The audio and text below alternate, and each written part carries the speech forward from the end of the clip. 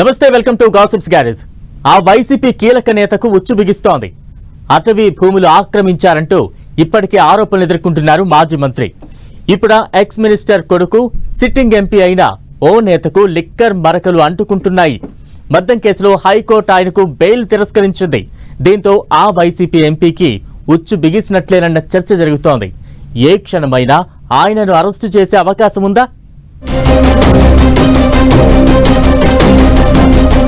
AP liquor scam కేసులో MP Mithun రెడ్డికి big shock.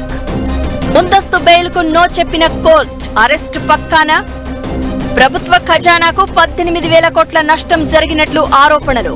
మాజీ మంత్రి పెద్దిరెడ్డి రామచంద్రారెడ్డి ఇప్పటికే అటవీ భూముల ఆక్రమణలు అంటూ ఆరోపణలు ఎదుర్కొంటున్నారు. ఆయన భూముల లెక్క తేల్చేందుకు కూటమి సర్కార్ ప్రత్యేక కమిటీని ఏర్పాటు చేసింది. ఇక ఇప్పుడు పెద్దిరెడ్డి కుమారుడు మిథున్ రెడ్డి వంతు వచ్చినట్లు కనిపిస్తోంది. వైసీపీ ప్రభుత్వం ఉన్నప్పుడు లిక్కర్ పాలసీ ఇంప్లిమెంటేషన్ లో పెద్ద ఎత్తున అక్రమాలు జరిగాయన్న అలిగేషన్స్ ఉన్నాయి. దీనిపై కూటమి ప్రభుత్వం శ్వేతపత్రం కూడా రిలీజ్ చేసింది. సిఐడి కేసు నమోదు చేసింది. సర్కార్ ప్రత్యేక సిట్ ను ఏర్పాటు చేసింది. అయితే ఇప్పుడు లేటెస్ట్ గా ఈ కేసు హైకోర్టుకు వెళ్లింది. లిక్కర్ ఫైల్స్ బయటకి రాబోతున్నాయంటూ టీడీపీ నేతలు స్టేట్మెంట్లు ఇవ్వడంతో అలర్ట్ అయిన మిథున్ రెడ్డి హైకోర్టు మెట్లెక్కారు. మద్యం అక్రమాల విషయంలో గత ఏడాది సెప్టెంబర్ 23న సిఐడి పోలీసులు తనపై నమోదు చేసిన కేసులో బెయిల్ మంజూరు చేయాలని కోరారు. అందుకు హైకోర్టు నిరాకరించింది. అరెస్టు నుంచి మిథున్ రెడ్డికి రక్షణ కల్పించలేమని హైకోర్టు తేల్చి చెప్పింది. అయితే హైకోర్టు వ్యాఖ్యలతో మిథున్ రెడ్డి అరెస్ట్ కు మార్గం ఈజీ అయిందన్న టాక్ వినిపిస్తోంది. వైసీపీ ప్రభుత్వంలో రాష్ట్రంలో రకరకాల మద్యం బ్రాండ్లు తీసుకొచ్చి వేల కోట్ల రూపాయల అవినీతి చేశారు అని ఎప్పటి నుంచో ఆరోపిస్తూ వస్తోంది టీడీపీ. అప్పటి beverages corporation MD Vasudeva Reddy, MP Mithun రెడ్డితో పాటు మరికొందరిపై తీవ్ర అలిగేషన్స్ చేస్తోంది. ఏపీలో మద్యం కుంభకోణంతో సర్కార్ ఖజానాకు 18,000 కోట్ల నష్టం జరిగిందని అంటున్నారు కూటమి నేతలు. అయితే ఇప్పటికే ప్రభుత్వం ఏర్పాటు చేసిన SIT team AP beverages corporation లో తనిఖీలు చేసింది. కంప్యూటర్లు, హార్డ్ డిస్క్లను సీజ్ చేసి ల్యాబ్ కు పంపి నివేదిక తెప్పించుకుంది. ఆ రిపోర్టులో సిట్ సంచలన అంశాలను గుర్తించిందట. లిక్కర్ స్కామ్ లో వైసీపీ పెద్దలు, రాష్ట్ర బేవరేజెస్ కార్పొరేషన్ లో పెద్ద పోస్టులో ఉన్న అధికారులతో పాటు డేటా ఎంట్రీ ఆపరేటర్ వరకు అందరి పాత్ర ఉందని అంటోంది టీడీపీ. వీరిలో 5గురు విజయవాడ కోర్టులో న్యాయమూర్తి ముందు వాంగ్మూలాలు ఇచ్చారట.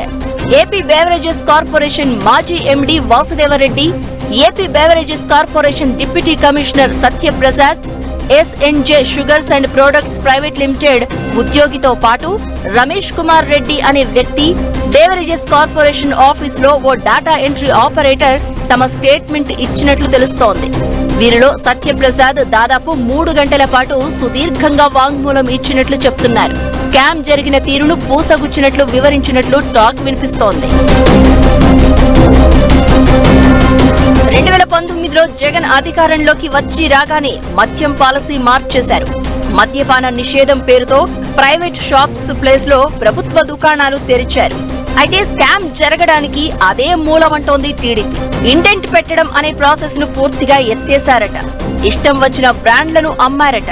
అయితే గత సర్కార్ హయాంలో వైసీపీ పెద్దలకు కమిషన్ ఇచ్చేందుకు అంగీకరించిన బ్రాండ్లను మాత్రమే దుకాణాలకు పంపించేవారట.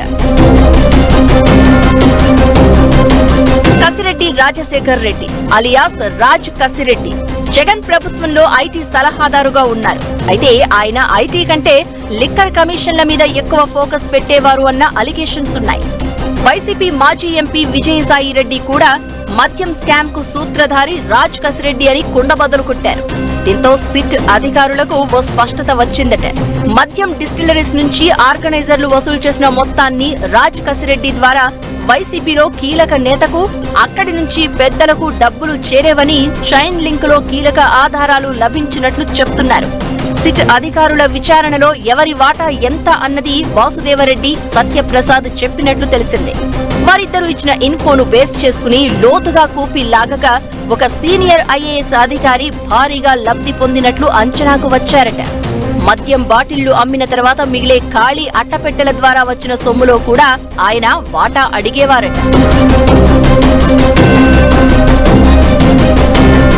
ఏపీలో కూటమి సర్కార్ పవర్ లోకి వచ్చినప్పటి నుంచి డైలీ ఎపిసోడ్ గా లిక్కర్ స్కామ్ అలిగేషన్స్ క్లైమాక్స్ కు చేరుకుంటున్నాయి.